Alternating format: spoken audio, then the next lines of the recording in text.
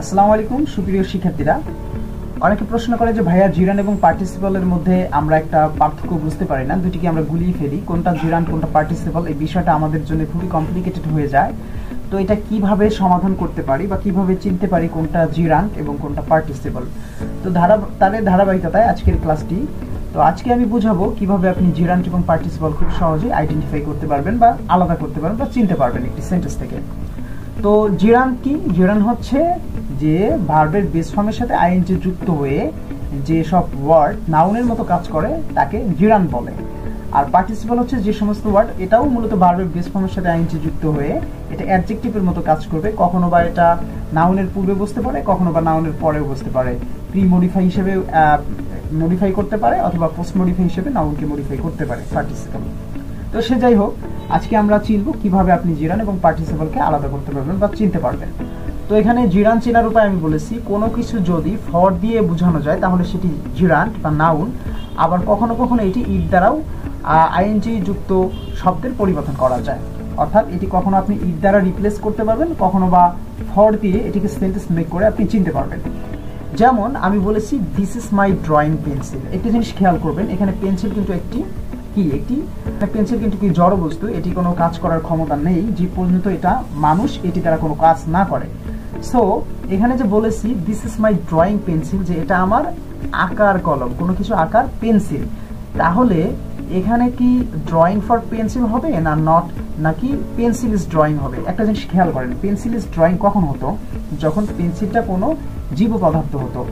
এখন পেন্সিল তো নিজে নিজে কোনো কিছু ড্র করতে পারে না, এটা অ্যাক্টিভ হয়ে গেছে, এটা তো কখনো অ্যাক্টিভ হওয়ার কথা না, এটা হবে প্যাসিভ হওয়ার কথা ছিল। কিন্তু যেহেতু জড় পদার্থ এখানে অ্যাক্টিভ সেন্সে বলে দিচ্ছে, তাহলে এটা অবশ্যই হবে না, কারণ পেন্সিল ইজ ড্রয়িং মানে পেন্সিল আঁকে। পেন্সিল কি নিজে নিজে আঁকতে পারে না, পেন্সিল কোনো মানুষের মাধ্যমে আঁকা হয়, কোনো মানুষ পেন্সিলের মাধ্যমে আর্ট করে। যাই হোক, এখানে আমরা বলতে পারি পেন্সিল ফর ড্রয়িং, যে আঁকার জন্য পেন্সিল, পেন্সিল ইজ ড্রয়িং না। তাহলে কারণ এখানে আমি বলেছি কারণ পেন্সিল একা একা আঁকতে পারে না, কেউ একজন পেন্সিলের মাধ্যমে আঁকে। পেন্সিল এখানে মাধ্যম, অর্থাৎ পেন্সিল ফর ড্রয়িং, যে পেন্সিল আঁকার জন্য পেন্সিল, পেন্সিল ইজ ড্রয়িং না, এটা হবে পেন্সিল ফর ড্রয়িং। তো এভাবে যদি আমরা আরেকটি সেন্টেন্স বুঝতে যাই, যে that is her playing doll, এখানে ওটি তার খেলা, এটার মানে হচ্ছে ওটি তার খেলার পুতুল। এখন ডল ফর প্লেইং হবে না ডল ইজ প্লেইং হবে?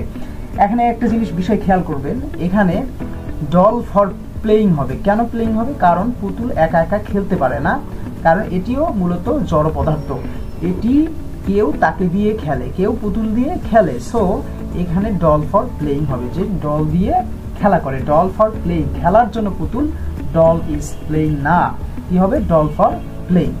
তো এভাবে আমরা দেখতে পারি যে হি স্যাট ইন দ্য রিডিং রুম, এখানে যদি আমি বলি রুম ফর রিডিং না রুম ইজ রিডিং হবে? এটা একটু খেয়াল করলেই বুঝতে পারবেন আপনি, যে রুম ইজ রিডিং, রুম পড়ে, রুম কোনোদিন পড়তে পারে না, রুম পড়তে পারে না, বরং রুমের ভিতরে মানুষ পড়ে, রুম পড়ার জন্য হয়।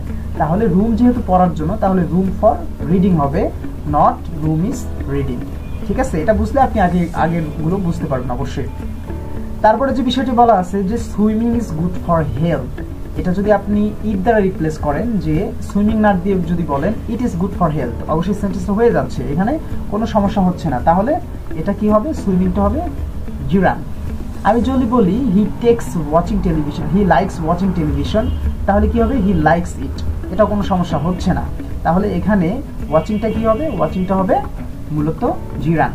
আমি যদি বলি রিডিং ইজ মাই প্যাশন, তাহলে এটা যদি না বলে আমি বলি ইট ইজ মাই প্যাশন, হবে না? অবশ্যই হবে। তাহলে এখানে রিডিং এর পরিবর্তে আমরা ইট রিপ্লেস করতে পারতেছি, তাহলে এখানে রিডিংটা মূলত জিরান। ঠিক আছে, তো এই ছিল জিরান্টের বিষয়। এবার পার্টিসিপলের বিষয়টা নিয়ে একটু কথা বলবো। এখানে কোনো কিছু যদি ইজ দিয়ে বর্ণনা করা যায় তখন সেটাকে পার্টিসিপল ধরে নিতে হবে। এর আগে আমরা বলেছি কোনো কিছু যদি ফর দিয়ে বর্ণনা করা যায় তখন সেটি জিরান ছিল, কিন্তু আজকে হচ্ছে কোনো কিছু যদি ইজ দিয়ে বর্ণনা করা যায় তাহলে সেটিকে পার্টিসিপল ধরে নিতে হবে। যেমন we saw A singing bird, এখানে যদি কেমন বার্ড আমরা প্রশ্ন করি, সিঙ্গিং বার্ড আসবে, এখানে পাখিটির অবস্থা বর্ণনা করতেছে, তাহলে এখানে যদি বলি বার্ড ইজ সিঙ্গিং তাহলে হচ্ছে, কিন্তু বার্ড ফর সিঙ্গিং হয় না, বার্ড ইজ সিঙ্গিং হয়।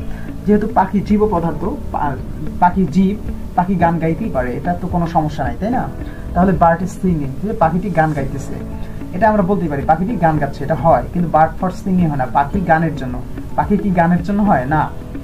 এটা একটু ভুল সেন্টেন্স হবে। তাহলে বাট ফর সিঙ্গিং হয় না, বাট সিঙ্গিং হয়। তাহলে এখানে বাট সিঙ্গিং কি হবে? সিঙ্গিং হবে পার্টিসিপল। বুঝতে পারতেছেন? তাহলে আমরা যদি বলি we saw some swimming girls, যে আমরা কিছু কি সাঁতার কাটা মেয়ে দেখেছিলাম, সাঁতার কাটতে কিছু মেয়েকে দেখেছিলাম। তাহলে এখানে সুইমিং পার্টিসিপল। কেন পার্টিসিপল? কারণ আমরা যদি বলি গার্ল ইজ সুইমিং, তাহলে এটি সঠিক হচ্ছে, কারণ গার্ল সাঁতার কাটতেই পারে, গার্ল ইজ সুইমিং, মেয়েরা সাঁতার কাটতেই পারে। কিন্তু এখানে কারণ এখানে সাঁতারত মেয়েদের অবস্থা বোঝাচ্ছে, অর্থাৎ সাঁতারত মেয়েদের বোঝাচ্ছে। তাহলে এখানে কোনোভাবে গার্ল ফর সুইমিং হয় না, কারণ সাঁতার কাটতে কখনো মেয়ে লাগে না, তাই না? এটা যদি বলেন আপনাকে এই সেন্টেন্সটা আসলে অকওয়ার্ড লাগবে, আপনাকে মানুষ খারাপ বলবে যে এটা কি বলছে, তাই না? তো এখানে অবশ্যই গার্ল ইজ সুইমিং হবে, গার্ল ফর সুইমিং হবে না। তাহলে এখানে সুইমিংটা কি হবে? সুইমিংটা হবে পার্টিসিপল। তো এভাবে আমরা সুইমিং পুলের উদাহরণ দিয়ে দেখতে পারি। এখন যদি সুইমিং পুল বলি, তাহলে সুইমিং পুল, তাহলে সুইমিংটা কি? এখানে কি হবে? পুল ইজ সুইমিং হবে না পুল ফর সুইমিং হবে? অবশ্যই পুল ফর সুইমিং হবে। পুল তো কখনো সাঁতার কাটতে পারে না, তাই না? তাহলে পুল ফর সুইমিং, তাহলে এটি কি হবে? এটি জিরান্ড হবে। সুইমিং পুল এটি কি হবে? জিরান্ড হবে। তো এভাবে আপনারা মিলিয়ে দেখবেন কোনটা ফর দিয়ে সেন্টেন্স করা যায়, প্রকাশ করা যায়, এবং কোনটি ইজ দিয়ে প্রকাশ করা যায়, এবং কোনটি ইট দিয়ে রিপ্লেস করা যায়। এভাবে যদি আপনি রিপ্লেস করে বা ইজ দিয়ে অথবা ফর দিয়ে প্রকাশ করে অর্থ পান, তাহলে বুঝবেন ইজ হলে বুঝবেন পার্টিসিপল, এবং ফর হলে বুঝবেন অবশ্যই এটি কি? জিরান্ড। সুতরাং এখানে বলা হয়েছে শেষে যে ইজ দিয়ে প্রকাশ পেলে পার্টিসিপল এবং ফর দিয়ে প্রকাশ পেলে জিরান্ড। ঠিক আছে? আর বাকিগুলা আপনার নাউনের প্লেসে একমাত্র জিরান্ড বসতে পারে, এবং অ্যাডজেক্টিভের জায়গায় একমাত্র পার্টিসিপল বসতে পারে। এভাবে দেখে আপনি করতে পারেন।